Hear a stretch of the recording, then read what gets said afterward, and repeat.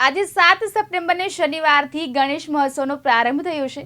ગુજરાત રાજ્ય સહિત સમગ્ર દેશમાં ગણેશ મહોત્સવને લઈને ભારે ઉત્સાહ જોવા મળી રહ્યો છે।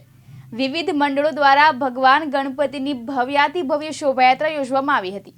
વિવિધ થીમ સાથે રંગબેરંગી રોશનીથી પંડાલ સજી ઉઠ્યા છે। હિન્દુ ધર્મમાં ભગવાન ગણેશને જ્ઞાન, બુદ્ધિ, સુખ, સમૃદ્ધિ અને સૌભાગ્યના દેવતા કહેવામાં આવે છે। ભગવાન ગણેશને ઘણા નામોથી પણ ઓળખવામાં આવે છે, જેમાં ગજાનન, બાપ્પા, ગણપતિ, એકદંત, ગજાનન, વક્રતુંડા, સિદ્ધિ વિનાયક વગેરેનો સમાવેશ થાય છે। ગણેશ ચતુર્થીનો તહેવાર ભગવાન ગણેશને સમર્પિત હિન્દુ ધર્મનો એક મહત્વનો અને મોટો તહેવાર છે, જે દેશભરમાં ઉજવવામાં આવે છે। ત્યારે આજે 7 સપ્ટેમ્બરને શનિવારથી ગણેશ મહોત્સવનો પ્રારંભ થયો છે।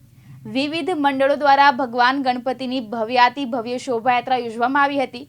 વિવિધ થીમ સાથે રંગબેરંગી રોશનીથી પંડાલ સજી ઉઠ્યા છે। આ વર્ષે વરસાદની આગાહીને ધ્યાનમાં રાખીને મોટાભાગના પંડાલ વોટરપ્રૂફ બનાવવામાં આવ્યા છે। પર્યાવરણને ધ્યાનમાં રાખીને કેટલાક મંડળો દ્વારા માટી તેમજ અન્ય ચીજવસ્તુઓથી બનાવેલી ઇકો ફ્રેન્ડલી ગણેશજીની પ્રતિમાનું સ્થાપન કરવામાં આવ્યું છે।